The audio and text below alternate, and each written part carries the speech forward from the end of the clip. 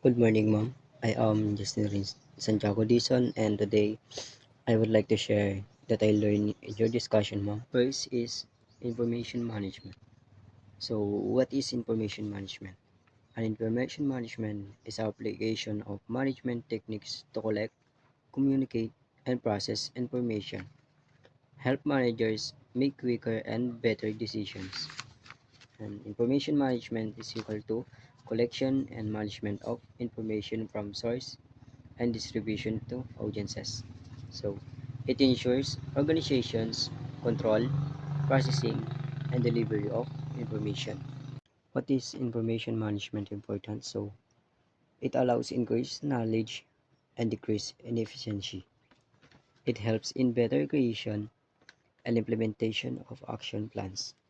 It prevents organizational failure, and this is the three reasons of an information management. It is number one is save money. Number two, makes money.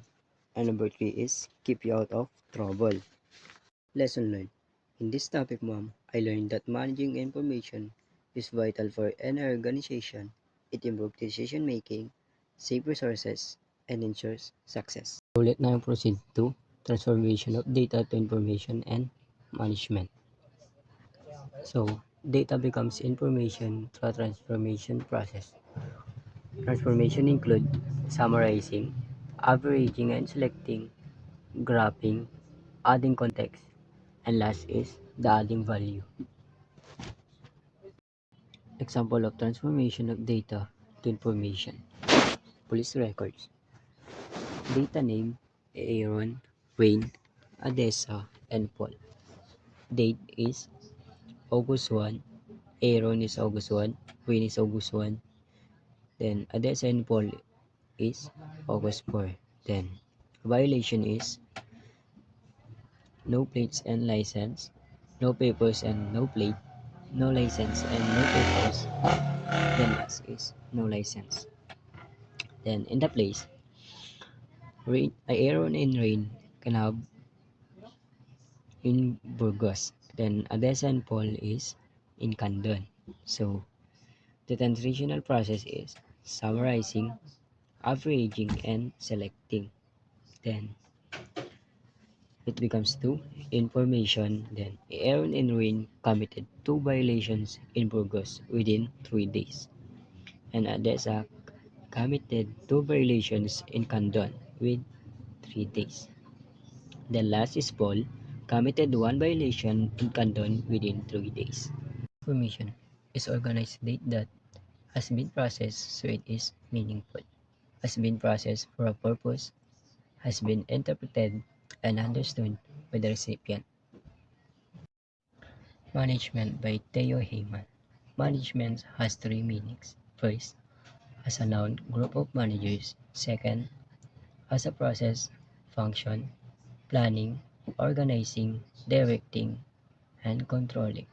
And third, as a discipline, the subject of management. Role of management is a group of individuals responsible for running an organization.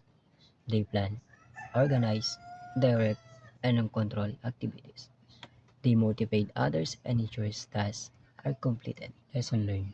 From this topic, I learned that data becomes valuable when it is processed into meaningful information. Also, management is essential for achieving organizational goals. By combining resources effectively, management ensures success and growth.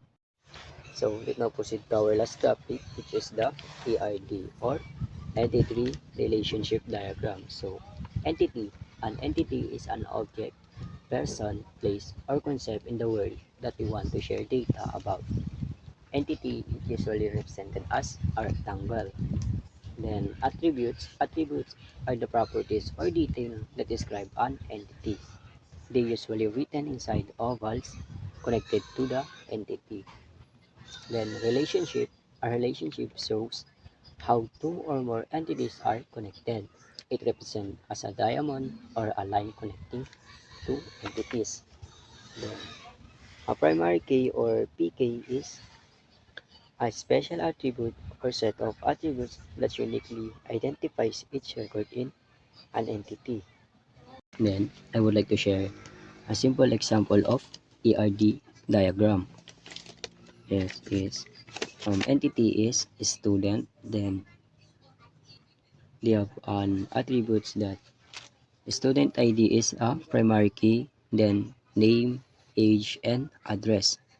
Then they can have an relationship that enroll. So in enroll, they can have a attribute that's enrolled ID as a P key, then student ID, date enrolled, and course ID. Then the last entity, which is the course. Then in a course, they have attributes that course name, which is this is the primary key, then course ID and units. Then a student can enroll in many courses and a course can have many students.